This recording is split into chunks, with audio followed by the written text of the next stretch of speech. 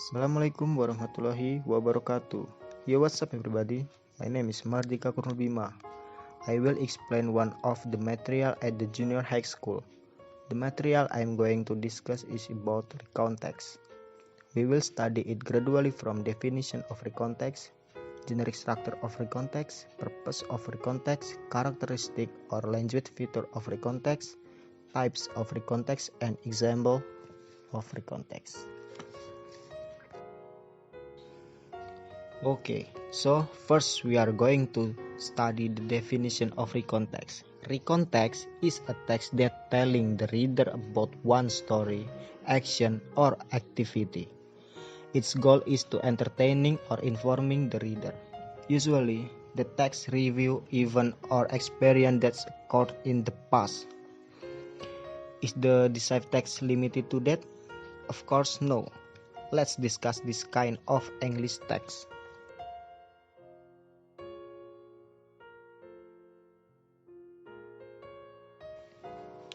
Okay, next one is generic structure of recontext. Generic structure of recontext is divided into three material. The first material is orientation. Orientation, it gives the reader the background information need to understand the text, like who was involved, where it happened, and when it happened.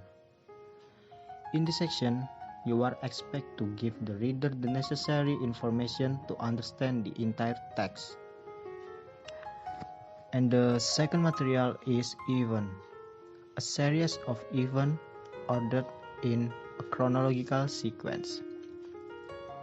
You are asked to write the story in chronological order. For example, at the first day, on the next day, on the last day. The last one material is reorientation. Reorientation, a personal comment about the event or what happened in the end. At the last stage, you can write a summary of any related event or event. You may also wanna write a comment of personal impression of what has happened or happened. Okay, we will now learn about purpose of recontext. Purpose of recontext to retell past experience or to retell past event for the purpose of informating or entertaining.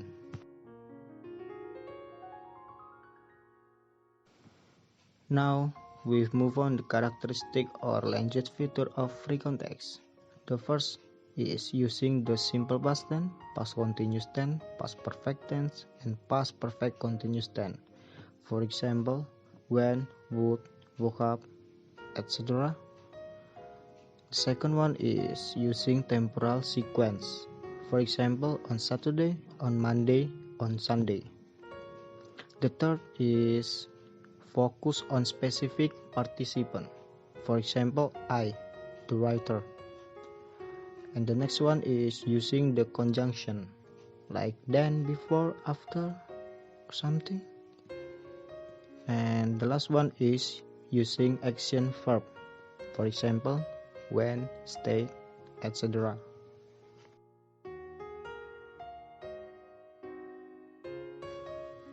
Okay, now we are at the type of recontext. Type of recontext divided into three. The first is personal recount. Personal recount is a functional text that tells about the writer's personal experience. The second one is factual recount. Factual recount is a text that serves to present actual incident report, such as science experiment or police report. And the last one is imaginative. Imaginative, a functional text that presents imaginative story and I publish in event or event that have occurred. So, any comprehension of text that are particularly useful in English reading?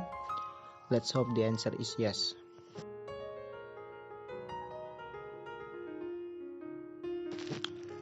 Now we come to the example of recontext. Let's reading. A trip to the zoo. Yesterday, my family went to the zoo to see the elephant and other animals. When we got to the zoo, we went to the shop to buy some food to give to the animal. After getting the food, we went to the nocturnal house where we saw bird and reptile which only come out at night.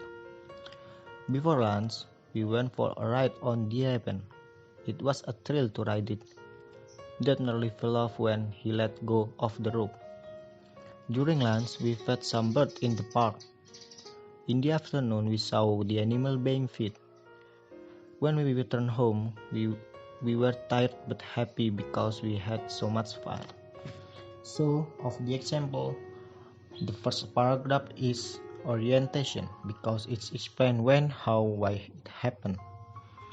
And the second paragraph is event because it describes the states of event. The third paragraph is reorientation because conclude section explains a summary of the entire event that have taken place.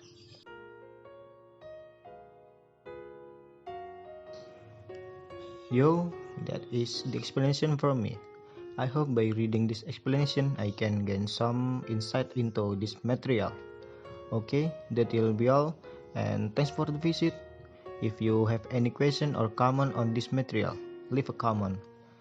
Thank you. Wassalamualaikum warahmatullahi wabarakatuh.